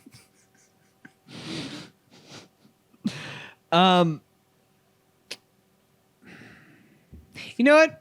I actually like the Matrix pick. That's a pretty good one, just because it's something that Oh. it's something that Curveball. kind of shouldn't exist. and it does. I'm so glad it exists. I understand how flawed that movie is, but like I love the shit out of it. It has the best like first 45 minutes of any movie this year. It just like it's so unabashedly. Sounds like a lot of Wachowski projects, to be honest. You're saying there's a good premise and then like it gets a little bit too convoluted and heavy-handed? That's crazy. What? Congratulations, Keanu Reeves and Carrie-Anne Moss, on your Scoot Hog Matrix 4 Cool Experiment Award. Next category. We're rounding the end here. These last couple I don't ones. believe you. The Craftsmanship Award. The nominees are The Green Knight, Dune, and The French Dispatch. Oh, I think I gotta give it to French Dispatch. Craftsmanship, because craftsmanship is different from the big boy, the big guy that we're gonna get to in a little bit. And just going down the line of direction, cinematography, production design, everything. French Dispatch is just like, it's a fucking dollhouse, man. Yeah. It's less a movie and Okay, it's more of let's just do a it. whole project. The FD. Congratulations, Wes Anderson, on your giant TFD. Scoot Hog. Please display it prominently in one of your films. It can just be on screen for half a second. I don't care. So what would we do if Scoot McNairy was in a Wes Anderson film? Just as a quirky little guy. He would be a good like cop, like some kind of like authority figure. He would but fit in it's- great in. I think Wes that he would do Anderson. really well in a Wes Anderson movie. He's good at nailing tones. Yeah, One thing we know about Scoot and his hog. yeah. I'd love to see that. Come on, Wes, put him in. So there. Wes, luckily your hog will have a golden tone. The next category is the Cultural Relevance Award. What had the most cultural relevance? Kind of held the conversation at the biggest scale. It's either Spider-Man or Squid Game. The nominees are Inside, Bo Burnham's Inside, Old. Everybody was screaming about them getting old. the old memes were pretty good. F9, The Fast Saga, Family. Are we talking about our own group or like Family. society as a whole? Hey, made a lot of money. Succession. Spider-Man No Way Home, Dune, and Squid Game. Dune, I will say, held a lot more than I thought it would, but it doesn't take the cake here. I think it's Spider-Man. It's got to be just Spider-Man. The amount of money that Spider-Man made Yeah, is it's- stupid in non-pandemic times. Yeah, The fact that like everyone saw it, people who don't have nostalgia for old Spider-Man saw it. Like I want to. that's something that we can't we be do need to understated. acknowledge that Squid Game for Yeah, it held the culture. for an underdog out of nowhere. Yeah. Korean, Project. Yeah. It did fucking numbers, and people did have a good month. But Spider-Man, the peak. I don't know, man. volume-wise, Spider-Man still is owning the box office. In my circles, people are talking about spice all day. That's all they can talk about Yeah. is how they can get more spice. Where's the spice? How good is your spice? Is I your think- child texting about Dune Spice? I think that understated Bo did have a great impact there because again, like I mentioned, kind of the TikTok of it all, and Yeah. because that came out in May, Yeah. right? So it had it had more legs. Spider-Man just knocked it out of the park in the last. Also, month of Spider-Man the year. is Spider-Man. It's- like yeah. Yeah, that's already That's kind of just gonna own. it's kind of everything. built in. It's a Yeah. built-in cultural relevance. How are we feeling? No love for family, for Vin. One more that I don't necessarily like or agree with, but Olivia Rodrigo. Ooh, Figure. interesting. You know, that's a really good one.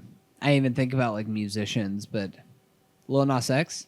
Yeah, Not for sure. Yeah, Not this year so much. I guess it's more so been like a 3-year run of Lil Nas Right. X owning.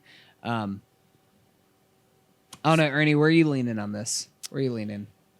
I really think Squid Game could take this, just because it did kind of like have a lot of conversation How around about we it. give it to the upset, huh?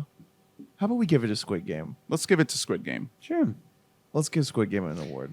I will say I did ask. I asked a couple people Congratulations. like whenever I was trying to binge through TV shows, like it's like, oh, should I like try and watch Squid Game before we get to the top 10? They were just like, well, the moment's already passed, Squid Game, and that is a thing. But it was a hot moment. It was a hot moment. It deserves but, the you know, award for it's- like the volume of conversation Yeah. around it. This is what Queen's Also- Gambit should have won last year. Squid, really. Squid Game, or as every dummy calls it, Squid Games. But Squid Games. also the fact that the cultural relevance wasn't just people talking about it, it was the iconography of it, the masks, the jumpsuits, the little cookie things with the umbrella on them. Yeah. Let's the whole aesthetic Let's give of it to the games.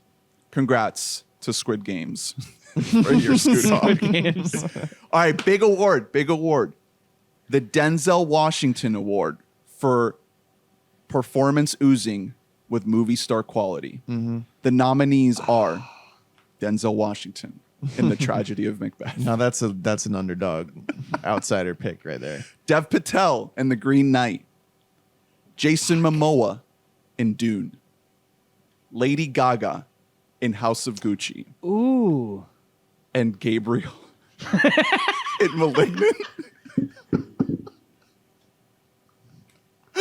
I hope so. For all these, are you gonna like show up like pictures of what they Yeah, I look like can- about yeah, the nominee? You I just can have have like a them little pop up picture of here. Gabriel. pop up on Unfortunately, here. Gabriel The charisma's too strong. with he Gabriel. retired from acting after this. Yeah, he's a one and done kind of guy. I think my winner wasn't mentioned. I think my winner is Daniel Kaluuya in Judas and the Black Messiah. He did. You know, He did win this. Do we give this to him last year? Yeah, because we had seen that movie already. That's fucked. so we What a can't So give it he to him. won. So Yeah, is he disqu- won this award last So year. we already gave Lakeith an award for this movie that we discussed last year.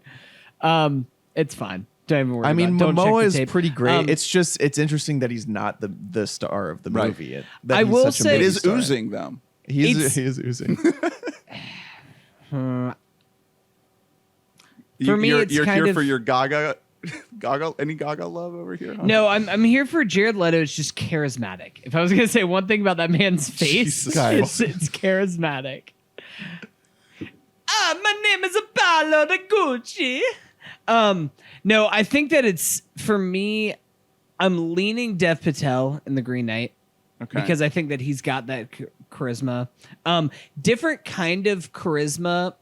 But as far as the Denzel stoicism style charisma, gotta once again give a shout out to Oscar Isaac in The Card Counter. Oh, wow. That man he knows how to be fucking stoic and brooding. That fucking man does.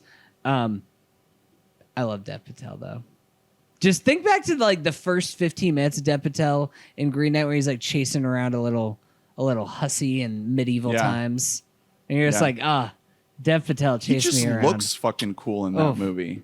He just looks like a movie star. I mean, How we feeling? You're not going to get any pushback from me. Dev Patel? Yeah, let's give it to Dev. Oh shit! Congratulations to Dev Patel on. Were your you hoping WBAMMY. Jason Momoa? Is that who are you were leaning? I was kind of pulling for Gabriel. Not gonna lie. Gabriel will have his time. In He this. already don't has worry. multiple wins Yeah. tonight. He'll be fine.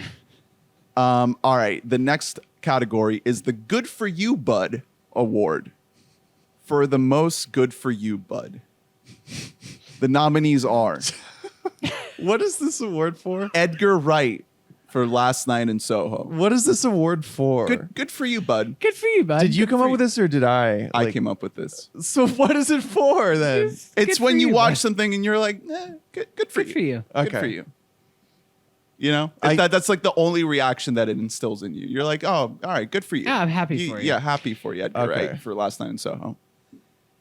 James Gunn for The Suicide Squad. Good for you. Good for you, bud. Mm-hmm. And Zack Snyder for The Snyder Cut. Oh, Good for you, a bud. good one. Can I give it to Edgar Wright, but also for, and this isn't even purely an insult in the quality of film, but to Edgar Wright for the Sparks Brothers documentary. Oh, okay. It's It could something. be a co- it could it's be a just, co-win It's just for kind both. of something where it's just like, good for you. You know what? You really like this band. You made a whole fucking documentary about this band that nobody knows. Like, good for you. I like that. Happy for you. I would give one to Sam Levinson for Malcolm and Marie. But was that good for you? Or are you like, go to therapy, idiot? It was good for you because that was the only popular or positive reaction I had. It's like, hey, he got to make something just for himself. Right. Cool. Great job. No, bud. that's fair. That's fair. Snyder Cut I am going love? to give it to the Anybody? Snyder Cut, actually. I think that the Snyder Cut, I mean, think it's it a is. big good for you, bud. I think you know what? I think style hating aside, Zack Snyder could use a good for you, Yeah. bud, right now. Yeah. All right. and we should give it to him. Congratulations Yeah, to nothing. Zack Snyder. I just really want to like promote the whole idea of like bullying filmmakers and studios into doing what fans want. I think that's like really healthy, and there's no downside to that whatsoever. And I will good say for that. it is a massive improvement over the original. Like at every Hey, level. you know what, Ernie? Good for you, bud. Yeah, exactly. Exactly. Goes to you. Good for you. Congratulations I'm to gonna Zack give it to Snyder. The next award is the Handyman Award for the movie that could improve the most by fixing one thing. The nominees are Rami Malek in No Time to Die. Just fix all of that. Your notes are all of it. Yeah. The ending to A Quiet Place Part 2. If you just kind of flesh that Kinda out a messed- little yeah. bit more and give it a little bit more finality without just teeing it off to the next one, I That's think a good one. it could improve That a is lot. a good one. That is a good one. And all of John Cena's character in F9, the Fast Saga. What's the problem there? I haven't seen it. He is not doing what John Cena is good at, which is John Cena is good at like kind of being this more energetic, expressive person. And he's trying to do like the Vin Diesel like stoic thing, and yeah, it and does he's not work good at that. all. And he's trying to play bad, and it's like, John Cena, you do not have the acting chops to play bad, buddy. Yeah. I'm sorry, you are not Jason Statham. And that movie is so fun, and it could be more and fun he is not fun for if most John of Cena that was movie. doing what he's so good at. Can I say Last Night in Soho? Just like one pass over that script. Okay. Just like one. Can we get like that's too much of a thing, though. Do you have a That's a specific big thing? change. Ah, God. Because I was thinking that too for other movies, but like Old, for example. Yeah, if you could, If you chop just out got the a whole writer, ending. You, like, if you that's just like- got another writer. that's like saying like the quick fix of a house if we're a handyman is The change- foundation. Yeah, the entire foundation. Like it's not.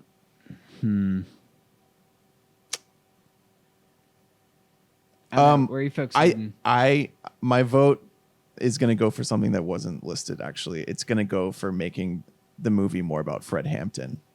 That was what it went to last year. God fucking damn it! I hate these stupid movies. I'm glad that we're moving back on track. Blame it on 2020 that we had to do an award show where That was actually 2021 the winner movies for came out. last year's Handyman Award. Every time I think I have a thought, it turns out it wasn't a thought. You did have it though. It was just last year. Okay, Yeah. great. Can I give it to Tragedy of Macbeth? Just take out all the Shakespeare. Just too much Shakespeare in there. Let's tone it down a little bit. That's so funny. I think I don't know. What do you want to go with, Ernie? I think A Quiet Place is a good one. But I don't if know. I we're- don't know how much better the movie gets though. Yeah, Yeah, that's the it's- thing. If we're talking about like the amount, the range that it is actually going to change if we fix this thing, I think the one that has the most movement here is F9. Yeah, it's John Cena. Because if John Cena just comes in and he's just fun, that's why I'm hopeful for F10. Because Yeah. now that he's part of the family, exactly. you're like, cool. Now we can just like have fun Right. with this character, and we don't have to have John Cena try to be an actor because And he again, can't. in doesn't quite have that. Peacemaker, John Cena is bouncing off the walls with big, goofy energy. And he is so fucking good at that. The fact that he didn't do that at all in this movie just really tanks it. So I think we got to give it the Handyman Award. So congratulations on your WBAMMY to F9 and John Cena. Just a couple more here. I think we're down to 3. The last 3 here. The I Hope It Doesn't Tank Award for the TV show that shows the most promise in its first season. Okay, these are all shows that only had one season and are going to have a second one, and we hope it doesn't tank. The nominees are The White Lotus, Squid Game, Loki, Reservation Dogs, and Hacks. Reservoir Dogs. Reservation. It is. Reservation It is. Dogs. My bad. I did. I just looked at my list. I wrote down Reservoir Dogs, my best TV list, and that is a whole joke in the movie. But we've been Well, podcasting for way too long, doing these double ups.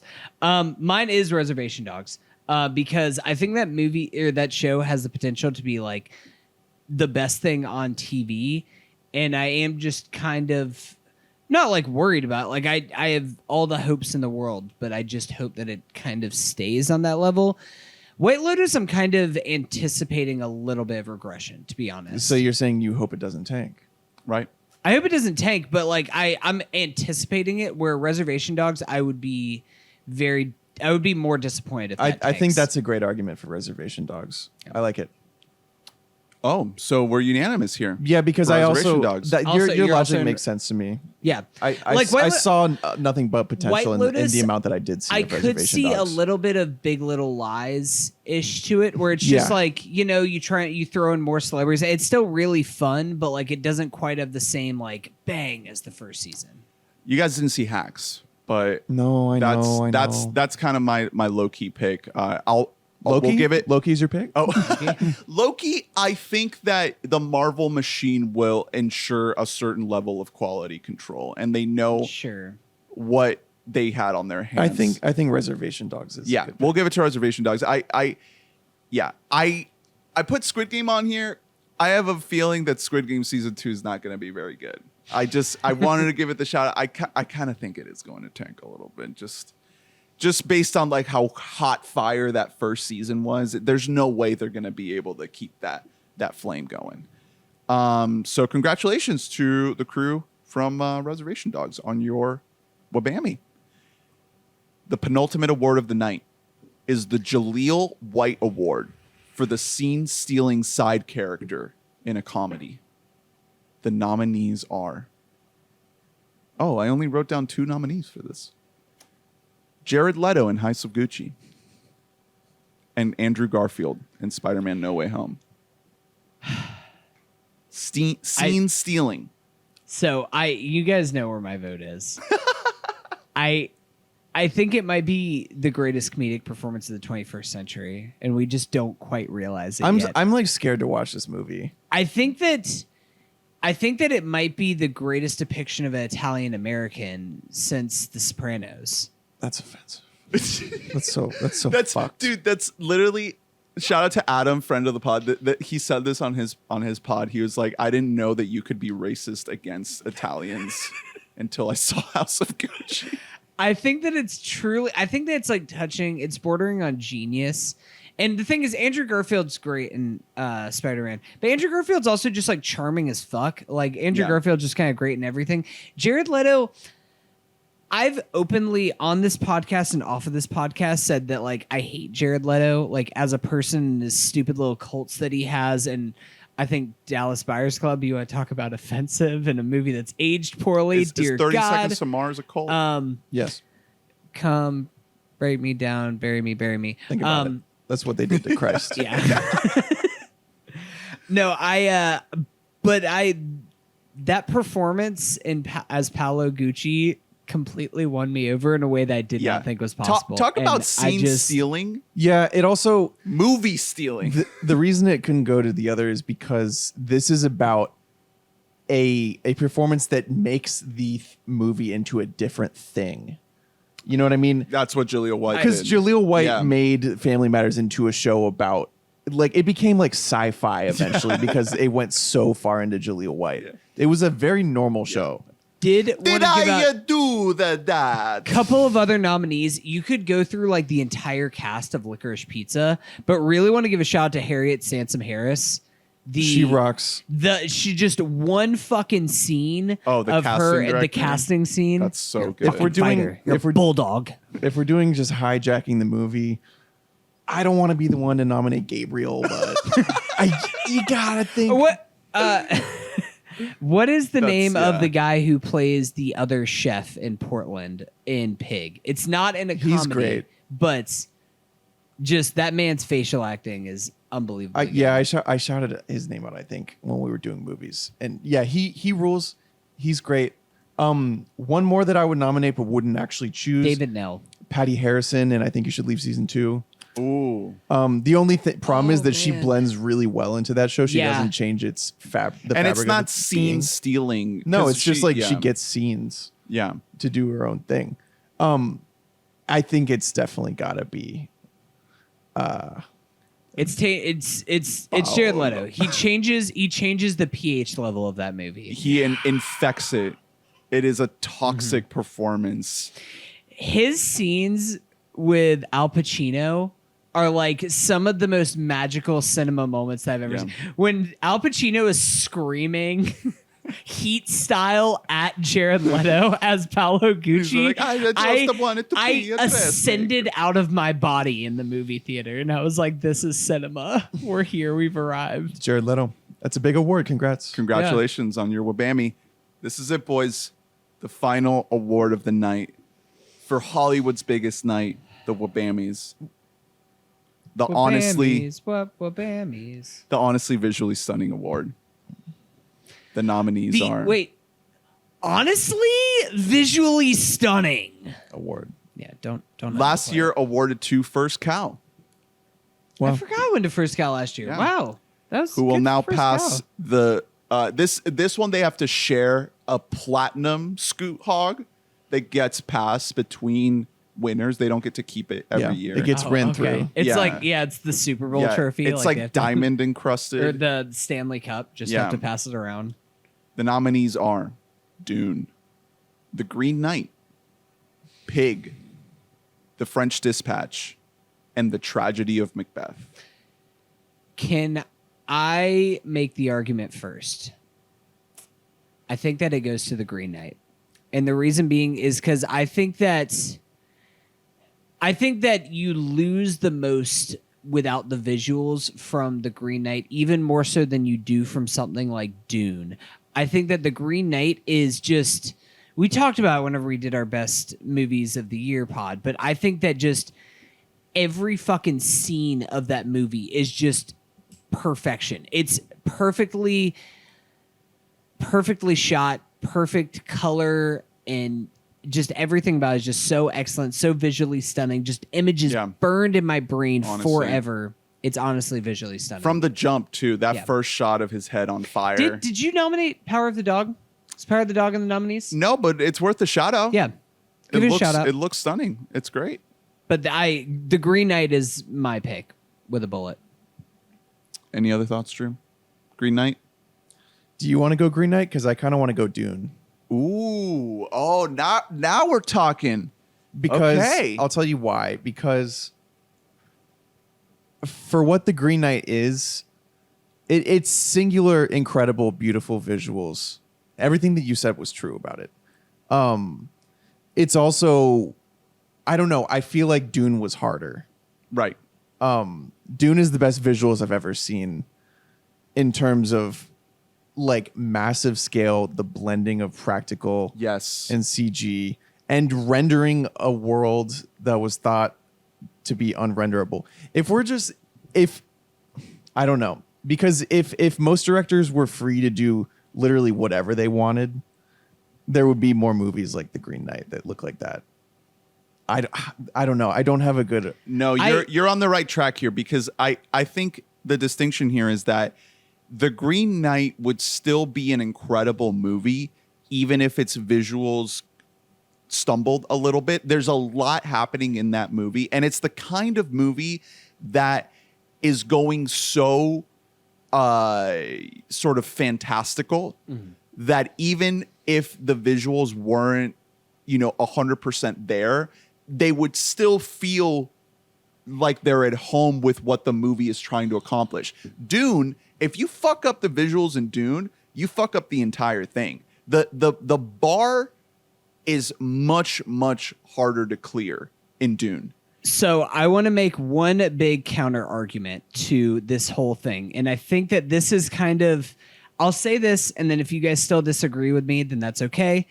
Dune's budget was $165 million, and The Green Knight's budget was $15 million. 15. Wow. $15 million. It was less than 10%. And what David Lowery did to make that movie look as fully realized as it did at less than 10% of the Dune budget, I think that's my winner. And which were you most stunned by? I was stunned. I was like jaw dropped during The Green Knight.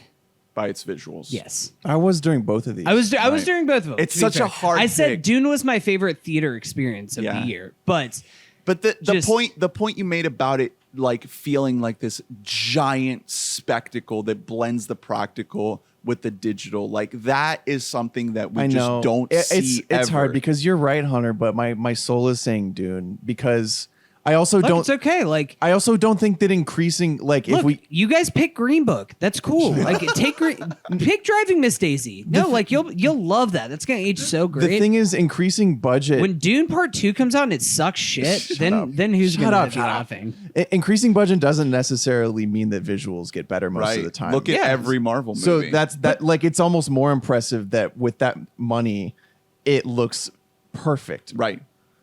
Because that I've never seen a movie do that before with that amount of money ever. I'm just saying, I just think I mentioned it on our Dude Pod. It does get kind of dark in that one scene during the invasion of the town. It gets a little bit too dark for my liking. I think that the Green Knight looks better and it does it at less budget. That's just me. I think it looks better. And I not to take anything away from it, because I actually think I slightly disagree with you. I give more credit to the screenplay for Dune than I do because more than anything, Dune, aside from it looking great, I knew it was going to fucking look great. I was more impressed that it is something that could appeal to the populace and not just be like empty calories. Like, the worst parts of Blade Runner 2049 is that it looks fucking beautiful, but the script doesn't all the way get there.